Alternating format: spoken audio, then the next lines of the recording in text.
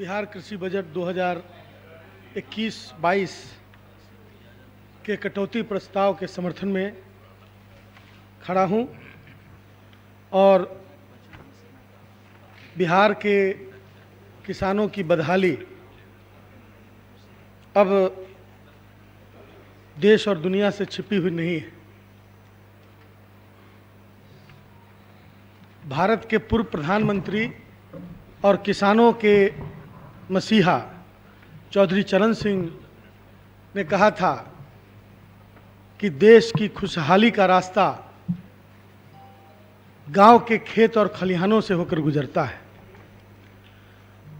बिहार समाजवादियों की धरती रही है और यहाँ पर किसानों की महत्ता इसलिए भी अधिक है कि बिहार कोई कृषि प्रधान राज्य नहीं, कृषि राज्य है। कृषि प्रधान राज्य तो वो होगा जहाँ पर 20-25% निर्भरता वहाँ के उद्योगों पर होगा और बाकी कृषि पर आधारित होंगे, लेकिन बिहार में तो 90% के लगभग कृषि पर निर्भरता है यहाँ के लोगों की, और हर व्यक्ति किसी न किसी रूप में किसान है। जो मछली पालन से लेकर और एलाइड एग्रीकल्चर के जिस फील्ड में काम कर रहे हैं सब लोग किसान हैं। सदन का शायद ही कोई व्यक्ति है जिसके पास कृषि योग्य भूमि नहीं है और वो किसान नहीं है। ऐसे में किसानों की समस्याओं से मुंह मोड़ना और उसे उपेक्षित रखना, आज जो देश में 3 कृषि बिल के विरुद्ध देश के किसान आंदोलित हैं और ऐसे में उनका समर्थन नहीं करना, यह बहुत बड़ी बेईमानी होगी और वैसे लोगों को किसानों का मत लेने का कोई अधिकार नहीं है जो लोग उस किसान आंदोलन का विरोध कर रहे हैं। किसान आंदोलन में बहुत सारा जिस्ट है, उसके उद्देश्य जो है वो सारे उद्देश्य, एक एक उद्देश्य बिहार के किसानों से जुड़े हुए हैं। अब यह बात अलग है कि बिहार में कम रकबा के किसान हैं, ज़्यादा हैं, या फिर बटाईदार किसान ज़्यादा है। महोदय, भारत सरकार के कृषि आयोग की सूची में बटाईदार किसान भी किसान हैं और उन किसानों की जो व्यथा है, तमाम किसानों की जो व्यथा है, वह कहने योग्य नहीं है, लेकिन उसके बावजूद कहना पड़ता है क्योंकि समाधान यहीं से निकलना है महोदय। और मैं नहीं समझता कि किसानों के हक की बात जब की जाए तो कहीं विरोध और समर्थन की बात होगी। सरकार ने लगभग 33 अरब 35 करोड़ रुपए के बजट का प्रावधान किया है, मांगे रखी है, और यह एक बड़ा साइज है और समय के साथ ये साइज बढ़ता जाता है, इन्फ्लेशन रेट के साथ, महंगाई के साथ, और तमाम ऐसे फैक्टर्स होते हैं जिसकी वजह से हर बजट में प्रावधान बढ़ते जाते हैं। यह किसी सरकार की उपलब्धि और अनुपलब्धि का मामला नहीं है। हमारे साथी हमेशा बजट के साइज के बारे में टिप्पणी करते रहते हैं, लेकिन सच बात यह है कि जिन दिनों बजट 1000 करोड़ भी हुआ करता होगा, उन दिनों भी जो इन्फ्लेशन रेट था, जो महंगाई दर थी, वह उसी के अनुरूप थी, इसलिए वो उस समय कम था। लेकिन आज समय के बदलाव के साथ पूरी दुनिया में यह बदलाव आ रहा है। विश्व बैंक की मदद के बाद 2004 के 2 के बाद बजट का साइज हर जगह बढ़ा। यह किसी एक सरकार की उपलब्धि नहीं कह सकते हैं। हर जगह मांगे बढ़ी, हर जगह उसकी आपूर्तियां बढ़ी, इसलिए बजट का साइज बढ़ा। लेकिन बजट का इस्तेमाल, बजट के पैसों का इस्तेमाल कहाँ कहाँ होता है, इस बात पर भी कड़ी नज़र रखने की ज़रूरत है। हम बताना चाह रहे हैं कि बिहार के किसानों की बदहाली का इंडेक्स, यहाँ के प्रति किसान प्रति माह आमदनी पर यदि नज़र डालें तो वो 3,558 रुपये प्रति माह प्रति व्यक्ति है, प्रति किसान है, और यह देश में सबसे कम है। देश में जितने भी राज्य हैं सबके किसानों की जो आय है उसमें सबसे कम यही है, और सबसे ज़्यादा कहाँ है? पंजाब में 18,059 रुपये। यह पंजाब की स्थिति है। क्यों है?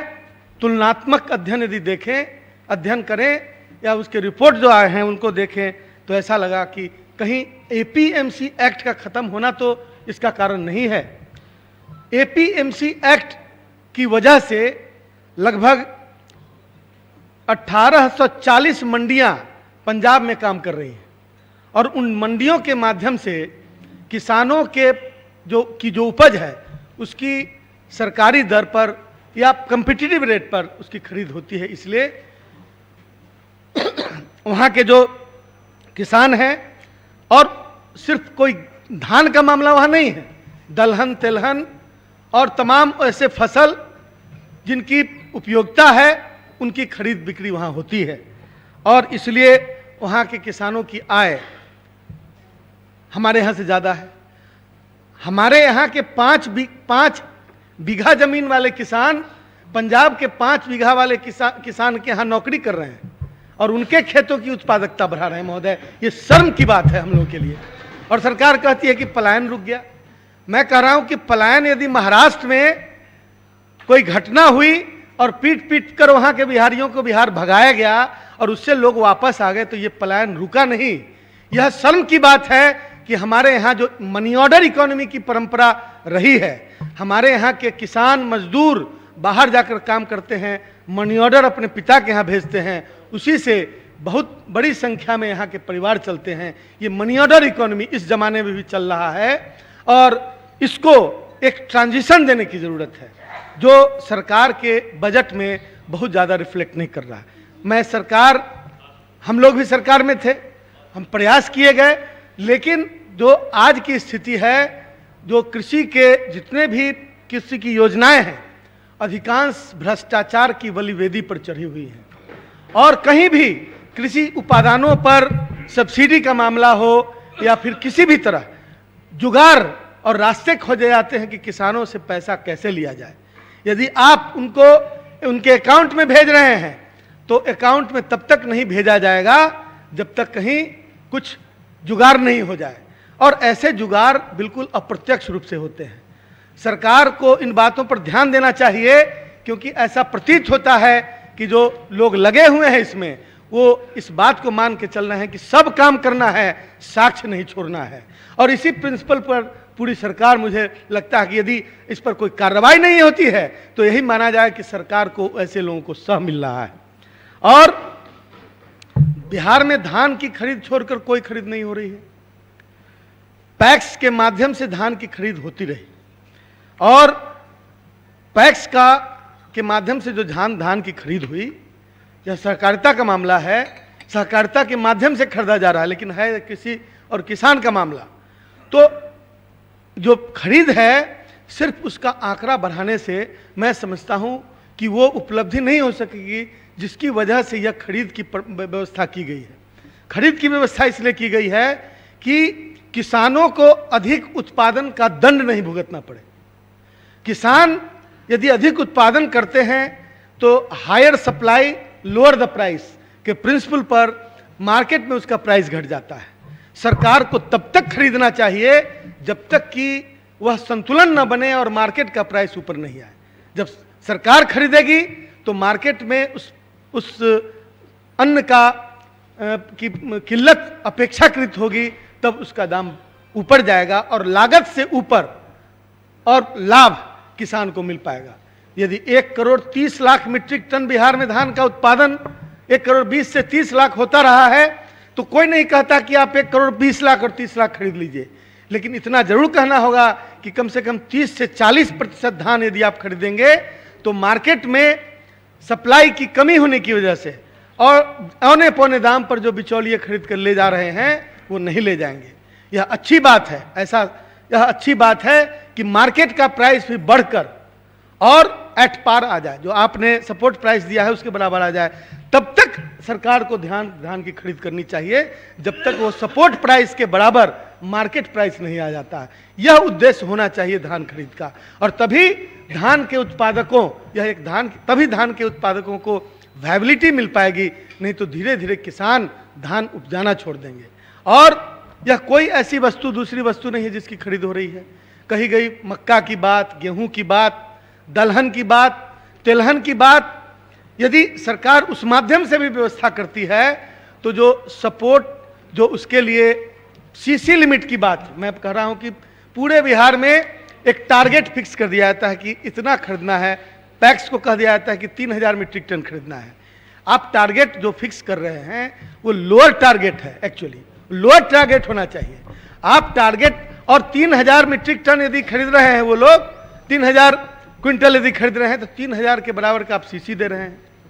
आप सीसी जब तक नहीं बढ़ाएंगे तब तक समय पर धान की खरीद, मैं पैक्स के अध्यक्ष और उनके कमेटी के लोगों के दर्द भी समझता हूं, क्योंकि मैंने जो समझा है उसके हिसाब से ये है कि जब तक उनके पास सीसी में पैसा नहीं रहेगा तब तक किसानों को 24 घंटा के अंदर पैसा नहीं दे पाएंगे और तब तक किसानों के धान का उठाव नहीं हो पाएगा। इसलिए यह व्यवस्था कभी स्मूथ नहीं हो सकती जब तक सरकार उनको कम दर पर ऋण सीसी लिमिट जब तक उपलब्ध नहीं कराएगी। स्वामीनाथन कमेटी की रिपोर्ट के हिसाब से 4% पर ऋण उपलब्ध कराया जाना चाहिए था। और जिन राज्यों ने भी, उसमें भाजपा शासित भी राज्य हैं, जिन राज्यों ने भी स्वामीनाथन कमेटी के रिपोर्ट के आधार पर अपनी कृषि व्यवस्था को ढालने का काम किया है, उन राज्यों में किसानों की आय जो है इसकी बिहार की अपेक्षा दोगुनी तिगुनी है। उसमें एक पंजाब राज्य भी था जो इसके पहले से वहां पर चल रहा था। और महोदय, ये 3 कृषि कानून आए, पूरे देश के किसान आंदोलित हैं। इसमें 2 महत्वपूर्ण बातें हैं। एक है जमाखोरी बनाम भंडारण। जब एसएफसी और एफसीआई धान का हो चाहे किसी भी अन्न का उठाव करके और उसे रखना हो तो उसे रखती थी। सरकार एक वेलफेयर गवर्नमेंट है, इस बात को ध्यान रखना चाहिए महोदय।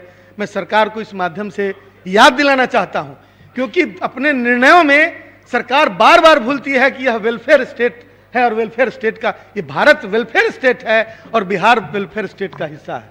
इसलिए कल्याणकारी फैक्टर जो है वो आपके निर्णय में दिखलाई पड़ना चाहिए।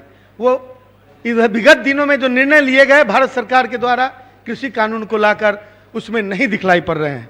जब एसएफसी एफसीआई भंडारण करता था, पैक्स के माध्यम से गोडा जो उठाव हो या जिस किसी भी माध्यम से हो, मंडी के माध्यम से, तो उसमें सरकार का कोई प्रॉफिट ऐड नहीं होता था, बल्कि सब्सिडी होती थी। और जो जन वितरण प्रणाली की व्यवस्था है उसके माध्यम से गरीब लोगों को वह अन्न उन गरीबों तक पहुंचाया जाता था। लेकिन फक्र कीजिए कि ये जो बड़े बड़े एल्युमिनियम के गोदाम बनाए गए हैं पूरे देश में, और बिहार में कटिहार में, और मैं समझता हूं कि हाजीपुर में भी एक ऐसा ही दिख रहा है। ये बन जाने के बाद जब कानून लागू हुआ तब पता चला कि ये गोदाम किस चीज का है। अंबानी और अदानी जी को कैसे पता था कि ये कानून आने वाला है महोदय? और ये कानून ये इतनी बड़ी संख्या में गोदाम बनाए गए, ये कोई वेलफेयर ओरिएंटेड भंडारण के लिए नहीं बनाए गए हैं। ये इसको जमाखोरी कहते हैं। जब छोटे दुकानदार 100-200 बोरा उनके गोदाम में गेहूं पकड़ा जाता था, उस पर छापा पड़ता था, तब उनको अपराध की कैटेगरी में रख के उनको जेल भेज दिया जाता था महोदय। और ये अदानी अंबानी जैसे बड़े उद्योगपति, बड़े पूंजीपति, इन लोगों ने जो भंडारण का ठेका लिया है, इसके माध्यम से ये आपको लगता है महोदय कि ये किसी बिना प्रॉफिट के काम करने वाले हैं? सरकार की एफसी और एसएफसी वेलफेयर ओरिएंटेशन के साथ काम करती थी, जबकि ये प्राइवेट और पूंजीपति लोग को यदि ये जिम्मेवारी देंगे तो ये बिल्कुल अपना प्रॉफिट उसमें जोड़ेंगे। आपके और हमारे एमएसपी का, मिनिमम सपोर्ट प्राइस, न्यूनतम समर्थन मूल्य का बिल्कुल ही ध्यान उनको नहीं होगा। और सरकार यदि ये कहती है कि एमएसपी सुरक्षित रहेगा, तो मैं कहना चाहता हूं कि सरकार यह भी बोले कि एमएसपी कौन निर्धारित करेगा। आज हो सकता है कि दिखलाने के लिए कह दे कि सरकार निर्धारित करेगी, लेकिन सरकार जो निर्धारित करेगी, क्या गारंटी है कि सरकार आज के तर्ज पर आम किसानों की लागत खर्च और उसके बाद उससे होने वाले कुछ प्रॉफिट को जोड़कर मिनिमम सपोर्ट प्राइस तय करती है? सरकार का स्वामीनाथन कमेटी की रिपोर्ट ने कहा था कि जितनी लागत खर्च हो उसका कम से कम 1.5 गुना आप न्यूनतम समर्थन मूल्य तय करें। और ये फार्मूला आगे भी चलेगा, इसकी कोई गारंटी नहीं। इसलिए कि स्वामीनाथन कमेटी की रिपोर्ट कोई मैंडेटरी रिपोर्ट नहीं थी, वो एडवाइजरी रिपोर्ट थी। और यूपीए 1 और 2 की सरकार में इसको सभी राज्यों को और केंद्र को भेजा गया था इस बात के लिए कि इस पर विचार करें। अब समापन महोदय, मैं भारत सरकार के कृषि एडवाइजरी कमेटी का भी मेंबर रहा हूं, तो मैं जानता हूं, मैं उस कमेटी में था और मुझे याद है कि स्वामीनाथन कमेटी की रिपोर्ट को लागू करने के लिए सभी राज्यों को यह एडवाइस दिया गया था। लेकिन जिन राज्यों ने उसे लागू किया वो उनके वहां के किसान आज खुशहाल हैं, और जिन लोगों ने लागू नहीं किया वहां के किसान आज बदहाल। अब समाप्त कर लें महोदय, किसान बहुत महत्वपूर्ण मुद्दा है महोदय, और इसमें मैं कहना चाहता हूं कि किसान, आपके आगे के वक्ता का समय जोड़ दिया जाए। किसान के साथ कृषि आधारित उद्योग बिहार में, पूरी दुनिया और देश में लोग ये जानते हैं कि बिहार में कोई इंडस्ट्री चल सकती है तो कृषि आधारित उद्योग चल सकते हैं। क्यों नहीं आ रहा है, क्यों नहीं लोग लगा रहे हैं, सरकार की नीतियां क्या है, उसको आत्मनिरीक्षण करने की जरूरत है। सरकार की नीतियों में कहां मेंटल रोड ब्लॉक है। महोदय, मेरी राय है कि सरकार कृषि क्षेत्र में के हर अंग में एक एक प्रोसेसिंग यूनिट सरकार की ओर से लगना चाहिए, मॉडल की तरह, ताकि उनको महसूस हो कि उद्योग लगाने में कौन कौन सी गड़बड़ी हो रही है, कौन कौन सी दिक्कत हो रही है। इंस्पेक्टर राज का खात्मा की घोषणा करने से सिर्फ नहीं होगा महोदय, हर कदम पर मेंटल रोड ब्लॉक, हर कदम पर रोड ब्लॉक है, और उसको ओवरकम करना आम आदमी के और छोटे उद्योगपतियों के बीते की चीज नहीं है। हर जगह हिडन कॉस्ट जुड़ा हुआ है। उद्योगपति वायबल कैसे होगा महोदय? बिहार में कोल्ड स्टोरेज बहुत बड़ी संख्या में है, लेकिन संगठित रूप से नहीं है। हाजीपुर में देखिए 20 कोल्ड स्टोरेज है, मोतिहारी में देखिए 3 कोल्ड स्टोरेज है। यह सरकार की योजना का हिस्सा होना चाहिए महोदय। मोतिहारी के किसान जो हैं वो अपना आलू कहाँ रखेंगे? और इस बात की सोच सिर्फ किसी उद्योगपति की नहीं होनी चाहिए, यह सरकार की भी होनी चाहिए। उसी के हिसाब से जहां कम मतलब कोल्ड स्टोर खुल रहे हैं वहां पर सब्सिडी बढ़ाइए, या फिर कुछ उपाय कीजिए।